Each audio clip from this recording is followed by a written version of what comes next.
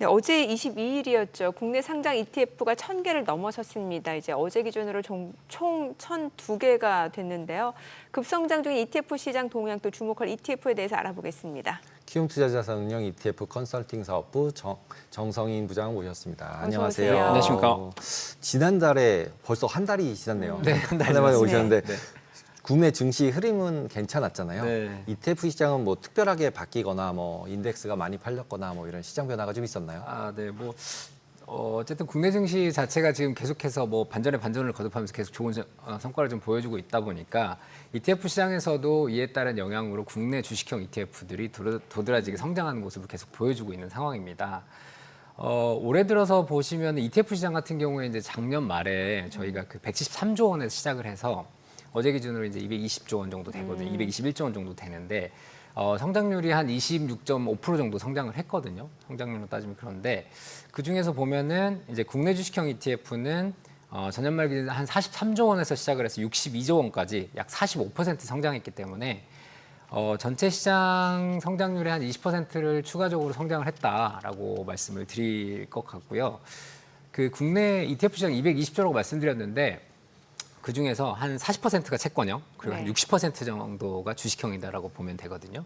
근데 60%한 130조 원 정도인데 절반이 해외 주식형, 절반이 국내 주식형 네. 이렇게 좀 나눌 수가 있어요. 근데 이제 최근에 이 국내 주식형의 비중이 상당히 많이 올라온 거예요. 지금. 원래는 해외 주식형이 훨씬 많았는데 네. 국내 주식형이 성장을 하다 보니까 이제 비중이 좀 많이 올라왔다. 이런 특징적인 부분을 좀 말씀을 드릴 수 있을 것 같고.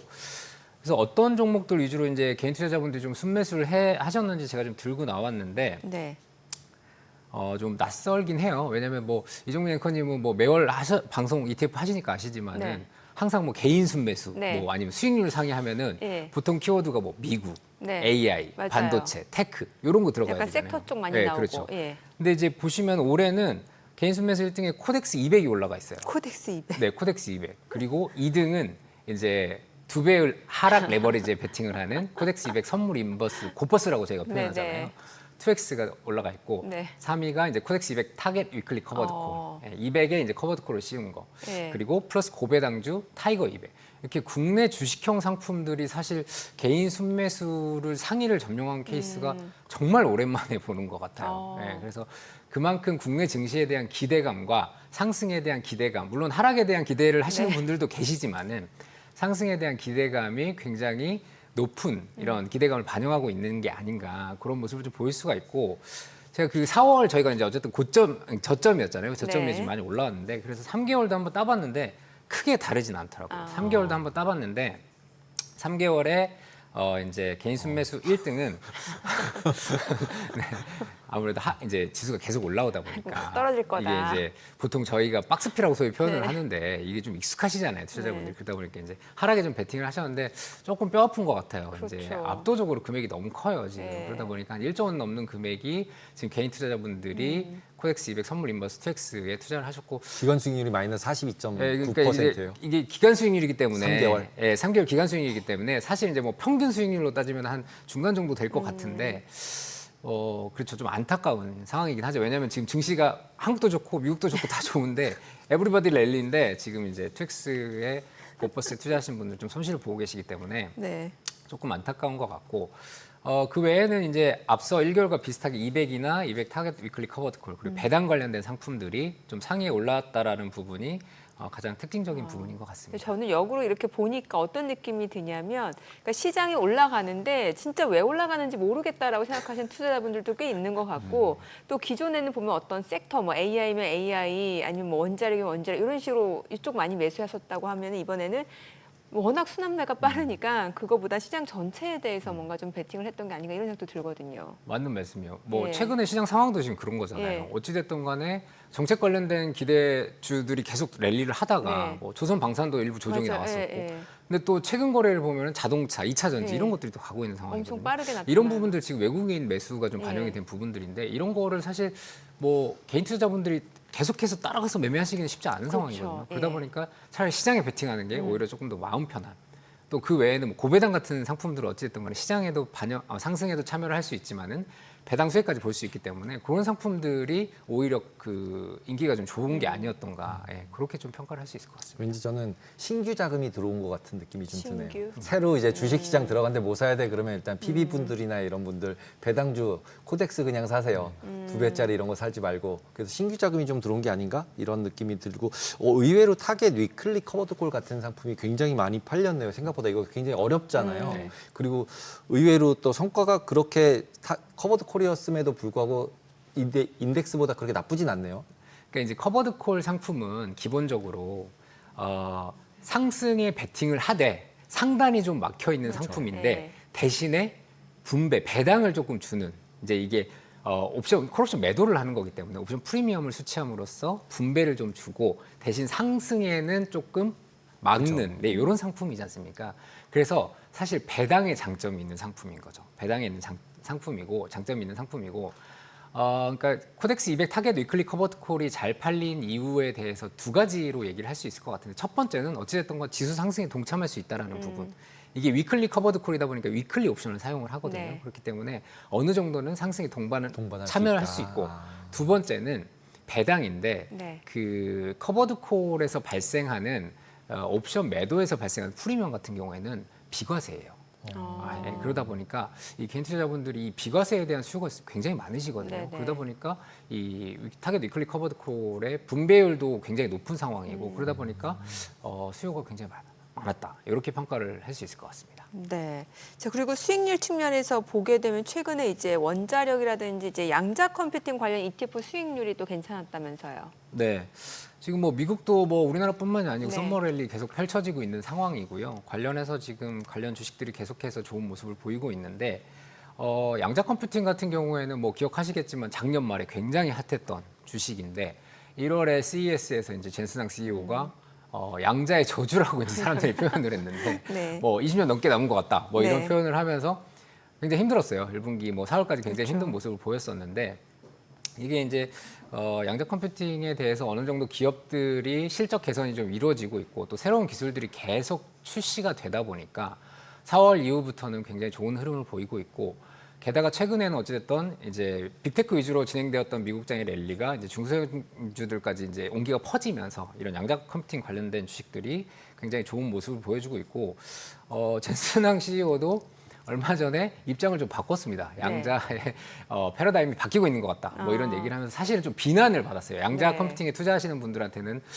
좀 엔비디아가 뒤처지다 보니까 이런 걸 좀 속도를 늦추기 위해서 했던 거 아니냐라는 비난을 좀 받았는데 어찌됐든 간에 뭐 양자 컴퓨팅 관련해서는 미국에서는 지금 뭐 구글이나 엔비디아 같은 대형 테크 기업들도 투자를 하고 있지만은 뭐 리게트 컴퓨팅, 그냥 퀀텀 컴퓨팅 같은 경우 뭐 이런 중소형 주식들이 좀 앞서 나가고 있다 보니까 이런 종목들이 최근에 성과가 굉장히 좋았습니다. 네, 그래서 좋은 모습을 보여 있고 그리고 이제 원자력 같은 경우에는 뭐 미국의 정책 수혜라고 보는 게 맞을 것 네. 같아요. 뭐 트럼프 대통령이 굉장히 강조를 하고 있고 최근에 뭐 원전 규제 관련돼서 완화하는 행정명령 4건에도 서명을 했고 거기에 이제 예산을 지금 920억 달러를 AI랑 이제 에너지 분야에 재편성을 했는데 이 중에 560억 달러가 지금 이제 SMR과 같은 에너지 인프라 투자 예산이거든요. 그래서 그런 부분들이 좀 반영이 되면서 관련된 ETF들이 좋은 모습을 좀 보였습니다. 그래서 보시면은 지금 1위부터 5위까지 제가 들고 나왔는데 1위, 4위, 5위는 양자 컴퓨팅 관련된 종목들.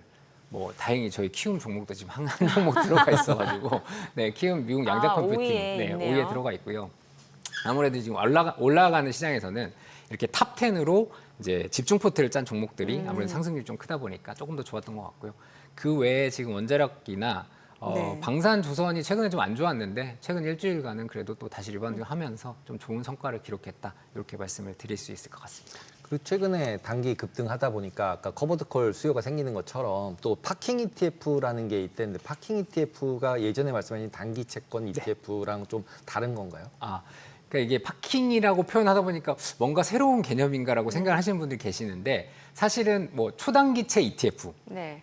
초단기채 펀드, MMF 이런 형태의 상품이다, 유사한 형태의 상품이다라고 생각을 하시면 좋을 것 같고요. 뭐 종목명에 머니마켓, 뭐 초단기채 이런 게 들어가면 파킹형 ETF이구나라고 생각을 하시면 좋을 것 같아요. 그래서 최근에 아무래도 이제 시장이 좀 많이 오르다 보니까 ETF 시장에서는 아무래도 이제 주식형이나 해외 주식형 같은 경우에 거래량이 사실 급감했어요. 지금 최근의 상황만 놓고 보면. 그리고 이제 특히 기관 쪽에서는 환매가 굉장히 많이 나오다 보니까 이 자금들을 어디로 갈 거냐를 봤을 때 MMF 쪽이나 이런 초단기채 파킹형 ETF들의 수요가 굉장히 많아졌어요. 그래서 신규 자금 유입도 꽤 많이 이루어지고 있는 상황인데 파킹형 ETF는 그런 장점이 있는 것 같아요.